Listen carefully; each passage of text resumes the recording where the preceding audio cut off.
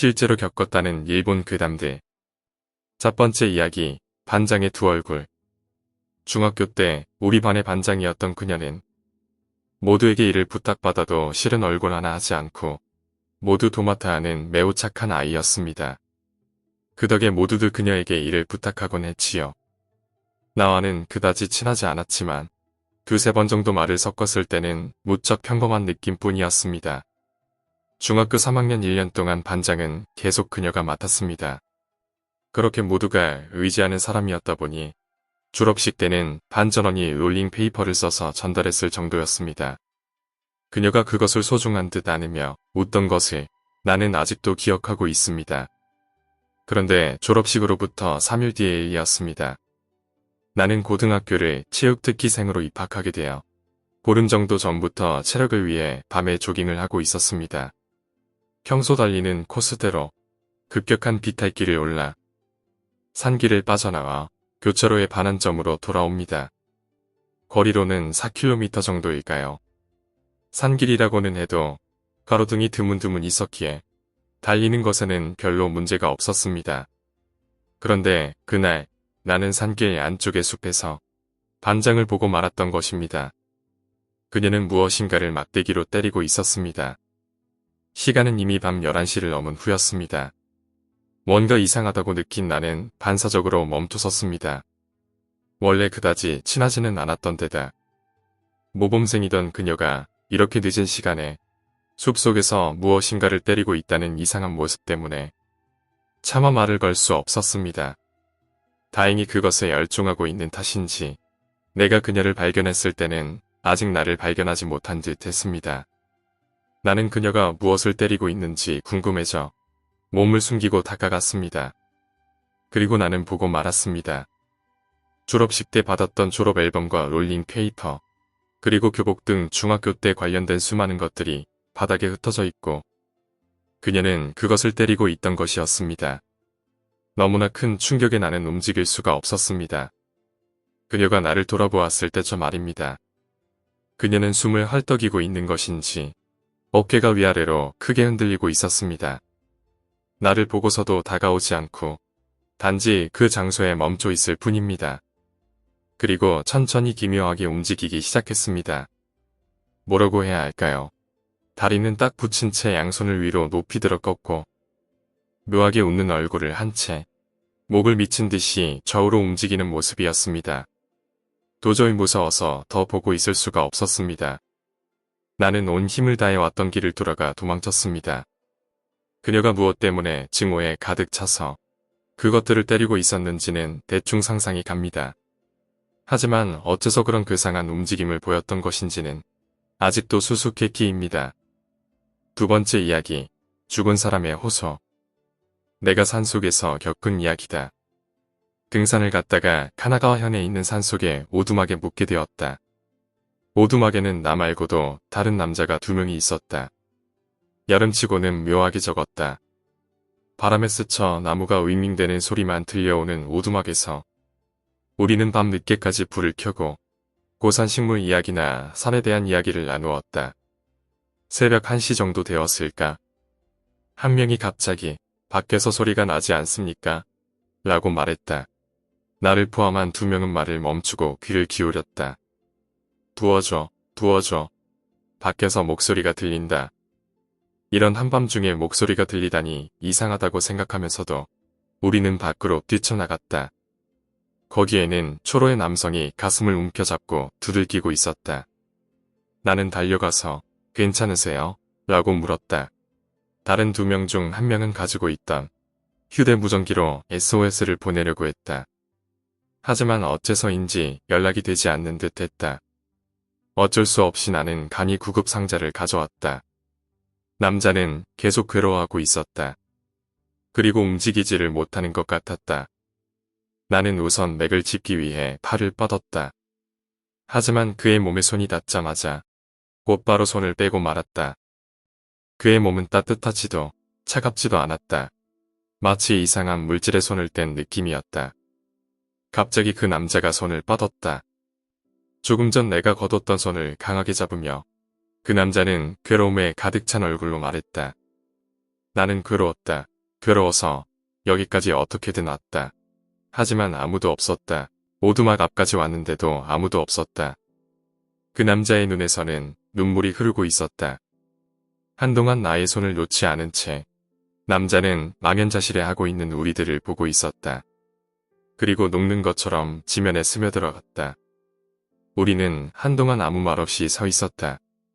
그러다 한 사람이 이제 늦었으니까 잡시다 라고 말하고 그것을 기점으로 우리는 오두막에 들어가 아무것도 말하지 않고 잠을 청했다. 다음날 아침 오두막을 나온 우리 세 사람은 오두막 앞에서 그 남자의 성부를 빌고 집으로 돌아갔다. 그 사람은 아직도 그곳에서 고통을 호소하며 나타나는 것일까? 세 번째 이야기, 저주를 의뢰했다. 심부름센터에서 일을 했던 친구와 술을 마시다 들은 이야기다. 심부름센터라고 하면 그럴듯해 보이지만 실상은 온갖 이상한 의뢰가 다 들어온다고 한다. 예를 들면 40에서 50kg의 무언가가 들어있는 골판지를 차로 인근 현에 옮긴다거나 이상하게 비릿한 냄새가 나는 목욕탕을 청소하는 것 같은 것이다. 언제나 살짝 범죄에 연관되어 있는 것 같은 의뢰는 매번 들어온다. 하지만 그러던 어느 날 그런 것 이상으로 괴상한 의뢰가 들어왔다. 그것은 어느 사람을 저주해서 죽이고 싶다는 의뢰였다. 물론 살인 같은 직접 범죄 가담은 무조건 거절이었지만 저주라는 특이한 사례였기에 사장에게 상담을 했다고 한다. 그랬더니 무조건 맡으라는 대답이 돌아왔다고 한다. 어쨌거나 저주는 형법에 걸리지 않으니까 전혀 문제가 없다는 것이었다. 그리고 의뢰인을 사무소에 모셔와 이야기를 하기로 했다. 그렇지만 만나자마자 평범하지 않은 사람이라는 것이 눈에 보였다. 여자지만 머리카락이 산발이 되어 아래만 바라보고 눈을 맞추려 하지 않는다. 내용을 들었을 때부터 각오는 했지만 보통 사람은 아니었다. 그렇지만 일이기 때문에 계약의 내용을 확인해야만 했다. 결국 회사 측에서는 저주에 관해 잘 모르기 때문에 신뢰할 수 있는 전문가를 섭외해 준다는 내용으로 계약을 하게 되었다고 한다. 다행히 저주를 대행해 줄 사람은 인터넷에서 검색하니 수두룩하게 쏟아졌다고 한다. 그 중에 대충 한 명 찾아서 부탁하면 되니까 친구는 쉬운 일이라고 생각했던 것 같다. 물론 신뢰할 수 있는 사람을 찾아야 해서 꽤 고생했지만 어쨌거나 그럭저럭 괜찮은 사람을 찾아 전화를 걸어 일을 부탁하기로 했다. 일주일 정도 후 의뢰인에게 직접 저주를 해줄 사람을 소개시켜주면서 계약은 끝났다고 한다. 그리고 몇 개월 정도 지난 뒤 친구는 문득 그 사건이 떠올랐다고 한다. 그래서 그때 소개시켜줬던 영능력자에게 전화를 했다는 것이다. 놀랍게도 영능력자는 그 의뢰인이 죽었다는 소식을 전했다. 깜짝 놀란 친구가 이유를 묻자 영능력자는 이렇게 대답했다. 저도 그 사람이 죽고 난 뒤 일기를 읽고서야 알았습니다. 아무래도 그 사람은 다른 사람한테 저주를 걸었던 게 튕겨나가 버려서 그 대상이 알아차리기 전에 자기 자신을 저주해서 자살하려고 했던 것 같아요. 네 번째 이야기, 중요한 책을 태웠다.